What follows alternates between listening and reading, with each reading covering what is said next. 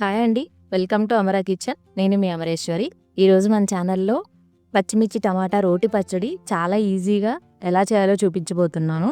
చాలా రుచిగా ఉంటుందండి. వేడి అన్నంలోకి నెయ్యి వేసుకొని తింటే చాలా బావుంటుంది. సరే లేట్ చేయకుండా ఎలా చేయాలో చూద్దాం.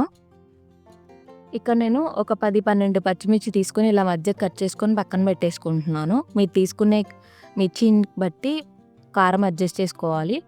అలాగే ఇక్కడ బాగా పండిన టమాటాలను ఒక 5 తీసుకున్నాను మీడియం సైజులో ఉన్నవి. ఒకవేళ పెద్దవైతే మాత్రం 4 అయినా సరిపోతాయి. కానీ బాగా పండినవైతే టేస్ట్ బావుంటుందనమాట పచ్చడి. ఇలా అన్నీ కట్ చేసేసుకోవాలి. తర్వాత ఇలా ఒక మందంగా ఉన్న పాన్ తీసుకొని హీట్ అయిన తర్వాత 1 టేబుల్ స్పూన్ ఆయిల్ వేసుకోవాలి. ఆయిల్ హీట్ అయిన తర్వాత 1 టేబుల్ స్పూన్ ధనియాలు, హాఫ్ టేబుల్ స్పూన్ జీలకర్ర వేసి వేయించుకోవాలి. ధనియాలు, జీలకర్ర వేగిన తర్వాత ఇందాక కట్ చేసి పెట్టుకున్న పచ్చిమిర్చి కూడా వేసి సిమ్‌లో పెట్టేసుకొని మంచిగా వేయించేసుకోవాలి. పచ్చిమిర్చి ఇలా బాగా వేగిన తర్వాత తీసి పక్కనుంచేసుకోవాలండి. తర్వాత ఇదే పాన్‌లో ఇంకొక 1 టేబుల్ స్పూన్ ఆయిల్ వేసుకొని ఇప్పుడు ఇందాక కట్ చేసుకున్న టమాటా ముక్కలన్నిటిని వేసేసుకోవాలి. అలాగే కొంచెం చింతపండు ఎక్కువ వేసుకోవాల్సిన అవసరం లేదు. ఆల్రెడీ టమాటాలు బాగా పుల్లగా ఉంటాయి కాబట్టి జస్ట్ కొంచెం వేసుకోవాలి. కొంచెం పసుపు వేసి వేయించుకోవాలి బాగా. ఇలా అన్నీ వేసుకున్న తర్వాత మూత పెట్టేసుకొని ఒక 5-10 మినిట్స్ టమాటా ముక్కలు బాగా మెత్తగా అయ్యేంత వరకు ఉడికించుకోవాలి. ఒక 10 మినిట్స్ తర్వాత చెక్ చేస్తే చూడండి ఎలా మెత్తగా అయిందో. అంతే.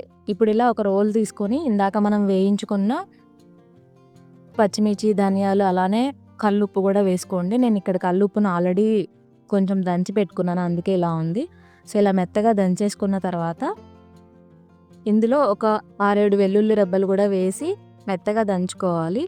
తర్వాత ఒక పెద్ద ఉల్లిపాయతో సహా మొత్తం అలానే వేసేసి మెత్తగా దంచుకోవాలండి బాగా.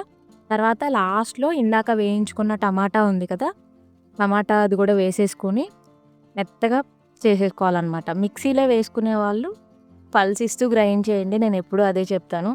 మరి కంటిన్యూగా గ్రైండ్ చేస్తే పేస్ట్ లాగా అయిపోతుంది, అసలు టేస్ట్ ఉండదు. నన్ను అడిగితే ఇప్పుడు అందరూ చిన్న చిన్న రోళ్ళు వస్తున్నాయి కదా, దాంట్లో చేసేసుకోండి, చాలా బాగుంటుంది. అంతే, చాలా సింపుల్. ఒకవేళ పోపు కావాలి అనుకున్నోళ్ళు ఇంగువ వేసి పోపు పెట్టేసుకోండి, చాలా బాగుంటుంది. నేనైతే పోపు లేకుండానే చూపిస్తున్నాను. ఓకే, ఒకసారి ట్రై చేయండి, మీకు ఎలా వచ్చిందో నాకు చెప్పండి. అలాగే ఈ వీడియో మీకు నచ్చినట్టయితే అమరా కిచెన్ ఛానల్ని లైక్ చేయండి, షేర్ చేయండి, సబ్స్క్రైబ్ చేయండి. Thank you for watching.